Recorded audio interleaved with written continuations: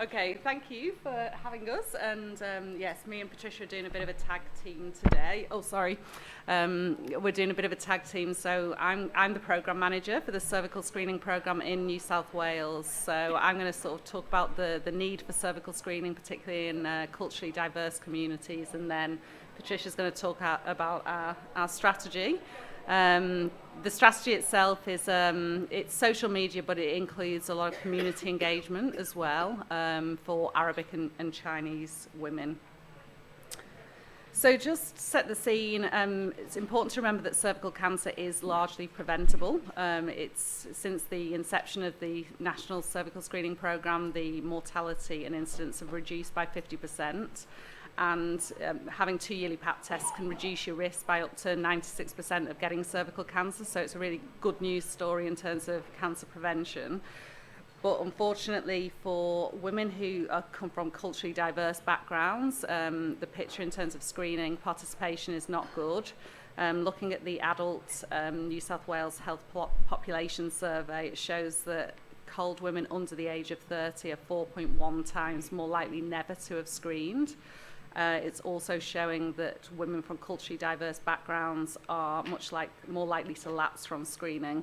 And also research has shown that people from Middle Eastern backgrounds and from Asian backgrounds, again, are much more likely to screen less regularly than the Australian-born population. So real concern that women in these groups are putting themselves at risk. So some of the reasons for this, and I've listed various barriers that come up in our own research and externally produced research. The one I'm just going to draw to your attention, because it's very particular to cervical screening, is around modesty and attitudes towards sexuality.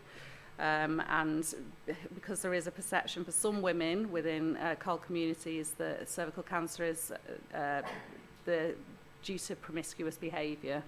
And also there's sort of inference by getting cervical screening that somehow you may have engaged in either premarital sex, which is a real taboo, or has inferences about your husband potentially. So it's a real, it's got a lot of taboo and stigma around it. So there's a real need to have sort of positive but sensitive messaging, and how you introduce that in a sort of community context is what Patricia will talk about. So we also engaged a specialist agency because of the sensitivities, particularly around cervical screening and engaging with women from Arabic and Chinese communities. And that was Cultural Perspectives, who helped us with the implementation of the strategy. So Patricia will just go on to talk about the strategy itself. Yeah. So the strategy that we came up with is the hashtag not just nail polish. The idea was to really have a social media campaign that was going to engage these women in a safe way. But what I've got there is a list of steps and things we had to do before we actually got to the social media campaign. So when working with core communities, it's really important to go through these other key elements. Collateral, you need to engage the community. Ambassadors are really crucial for your campaign. The multicultural media is really essential for getting your message across. Even the traditional media, even though you're going for a social media platform in the end. So just to reiterate what Anna said, so our primary target group was women from the Chinese and Arabic speaking communities aged 18 to 69. We also wanted to really reach the community organisations and community workers that actually work with these women on a grassroots level. And the first thing we did, I'm not sure if this is all, okay, that's better now. The first thing we had to do is go out there with a community engagement type approach, and we needed some collateral. And it was very, very simple. We basically had some brochures, we translated them into the languages that we were targeting, and then we had our lovely Cancer Institute branded nail polish that you can see up there. And you'll all be surprised to know that the New South Wales Government procurement place actually also produces nail polish, so you can keep that in mind. But the way we actually engaged the organisations about the campaign was really actually the old-fashioned way. So we sent them emails letting them know that we're going to have this campaign.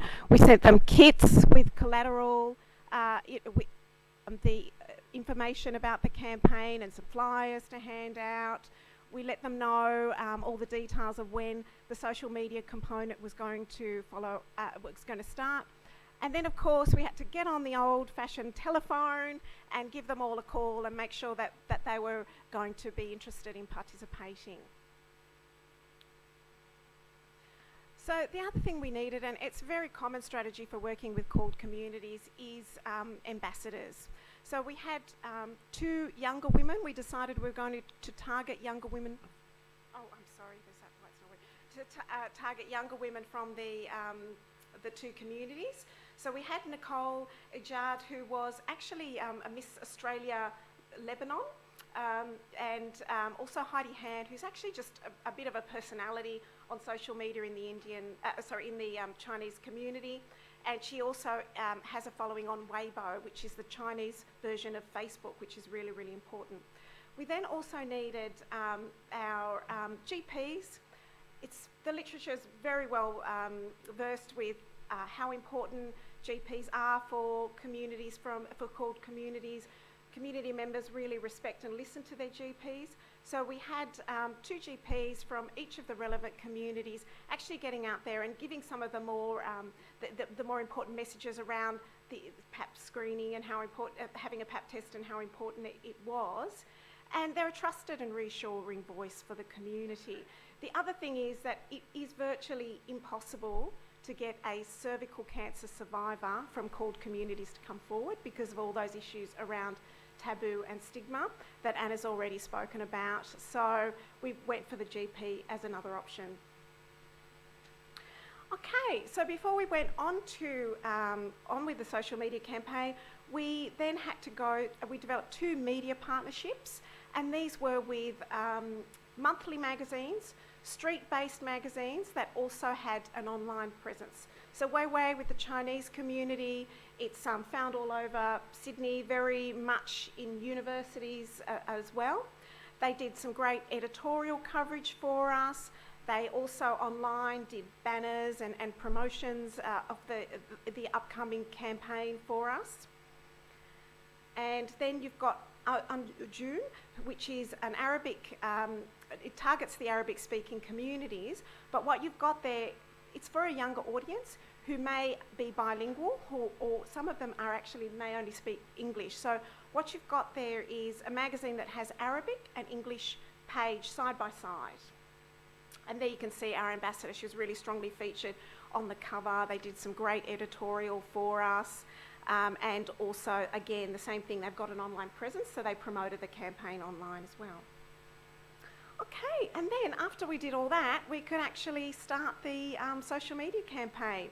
So we had our ambassadors tweeting and all those other words that I don't know, all that stuff, posting and etc. And it was really great. The campaign only ran for a month, but each of them had 25 posts or tweets or social media type activities that they did each, which was really, really great. I mean, that's practically something every day. And you can see that people felt very comfortable about engaging with the campaign, and the feedback we got was that women didn't have to show their face. It was would be very uncomfortable for women to have to be actually featured from these communities supporting this issue. But because they only had to put their hands up onto the websites there, it was really, really much easier for them to do that. And we were really happy with the outcomes that we got. You can also see that we had groups of women engaging and getting photographed together. You can see the picture on the far left there.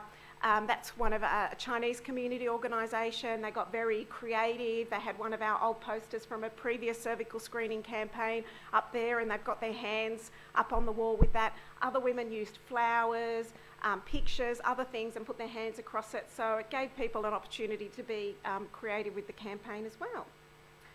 So in the end, we were pretty happy. We were surprised that we did manage to distribute 1,000 bottles of our glamorously branded Cancer Institute nail polish, but it all went. We had 118 media posts, which we potentially reached 150,000 people. We had 407 women or pictures posted up, and there were actually a few men as well who got involved and painted their nails, which was good to see. And that was actually something we didn't expect, to get that many pictures for this kind of issue. Given the small size of the two communities involved, we were really, really happy with that. We had 20 community organisations participate in the program initially, and we're really happy with that as well, because again, they're relatively, for these community groups, you know, there isn't, that's a lot of community organisations to be involved.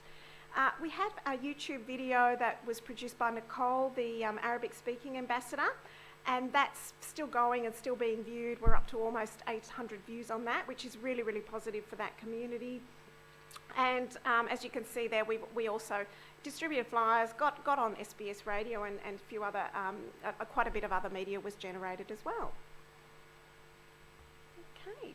So Anna, you might just finish off with a few learnings. I'm just going to make a point, given we've been focusing on outcomes here and data, just that we, our team manage the PAP test register, and normally we use that to evaluate our campaigns. Unfortunately, we don't collect population level data for country of birth and language spoken at home, so it's actually really difficult to evaluate in the normal way we would for a cervical marketing kind of initiative. So that's something that we really need to make sure, and this is quite a low budget experimental strategy, but when we, you know, roll out further initiatives, we really need to build in you know, a really robust evaluation framework.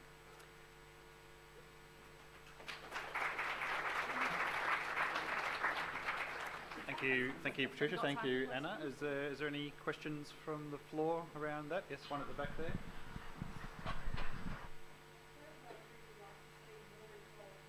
The mainstream community, because that would give those of us with friends in the coal community an opportunity to raise the issue and discuss it with them, which would be confirming.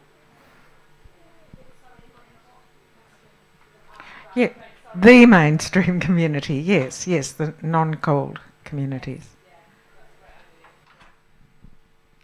Okay, thank you. That's obviously a great project and a great vehicle for getting the message across, and very well presented. Thanks very much to both of you.